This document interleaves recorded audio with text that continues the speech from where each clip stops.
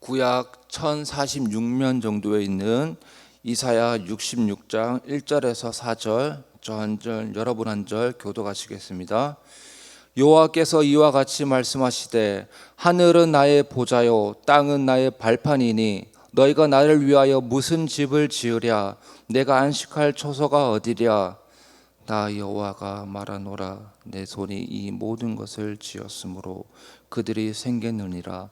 무릇 마음이 가난하고 심령에 통회하며 내 말을 듣고 떠는 자 그 사람은 내가 돌보려니와 소를 잡아 드리는 것은 살인함과 다름이 없이 하고 어린 양으로 제사 드리는 것은 개의 목을 꺾음과 다름이 없이 하며 드리는 예물은 돼지의 피와 다름이 없이 하고 분향하는 것은 우상을 찬송함과 다름이 없이 행하는 그들은 자기의 길을 택하며 그들의 마음은 가증한 것을 기뻐한즉 나 또한 유혹을 그들에게 택하여 주며 그들이 무서워하는 것을 그들에게 임하게 하리니 이는 내가 불러도 대답하는 자가 없으며 내가 말하여도 그들이 듣지 않고 오직 나의 목전에서 악을 행하며 내가 기뻐하지 아니하는 것을 택하였음이라 하시니라.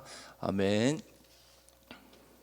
네, 1절에 여호와께서 이와 같이 말씀하시되 하늘은 나의 보좌요 땅은 나의 발판이니 너희가 나를 위하여 무슨 집을 지으랴.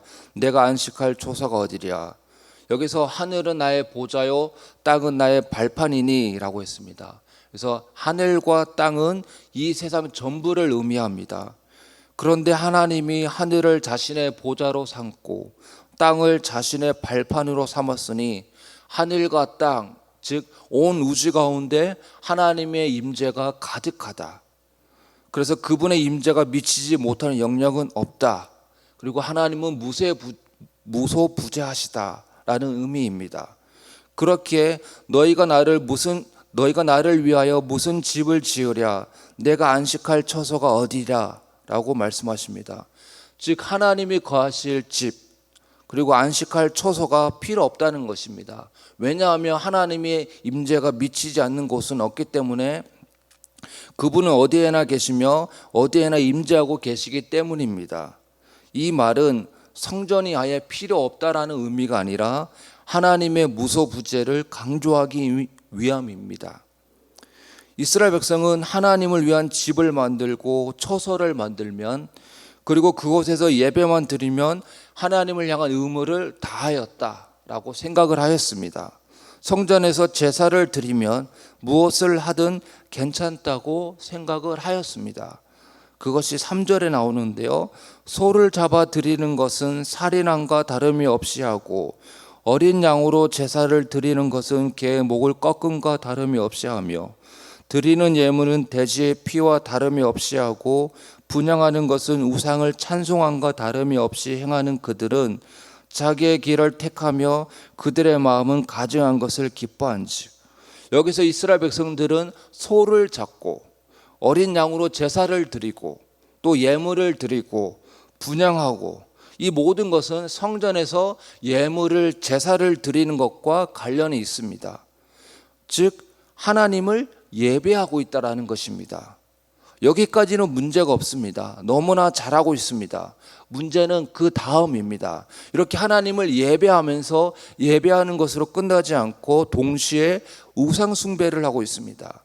왜냐하면 여기서 소를 잡아 드리는 것은 살인함과 다름이 없이 하고 여기서 살인함은 사람 인신 제사를 드린다라는 것이고 개의 목을 꺾고 돼지의 피를 드리는 것은 이방인들이 우상 숭배할 때 행하는 제사 의식이었습니다. 이 모든 것은 우상 숭배와 관련이 있습니다. 결국 이스라엘 백성들은 하나님께 제사도 드리고 있으면서 그것만 드리면 잘하는 것이고 하나님께 마땅히 칭찬을 받는 것인데 그것으로 끝나지 않고 우상 숭배도 같이 드리고 있다는 것이죠. 결국 이스라엘 백성들은 하나님께 제사를 드리면서도 문제는 이것입니다. 동시에 우상 숭배를 하고 있었습니다. 거짓 예배자이며 종교 위선자들이었습니다. 하나님은 이런 자들을 기뻐하시지 않습니다. 그러면 어떤 자들을 하나님은 기뻐하실까요? 네, 2절에 나오고 있습니다. 무릇 마음이 가난하고 심령에 통회하며 내 말을 듣고 떠는 자, 그 사람은 내가 돌보려니와. 거짓 예배자와 반대되는 참된 예배자는 마음이 가난하고 마음이 통회하고 하나님의 말씀을 듣고 떠는 자, 그 사람이 거짓 예배자가 아닌 참된 예배자이다. 그리고 그 사람을 하나님께서 돌보신다라고 이야기하고 있습니다. 성전에서 기계적 의무감으로 예배를 드리지 않습니다. 습관적으로 형식적으로 성전에서 예배를 드리지 않습니다. 어디에나 계시는 하나님을 의식하며 성전에서도 참되게 예배하며 성전 밖에서도 하나님의 임재를 의식하며 삶의 예배자로 살아갑니다. 그러니 하나님을 향한 제사와 함께 우상을 섬기는 일을 하지 않습니다. 혼합주의자가 아닌 유일신 하나님을 향한 예배자로 살아갑니다.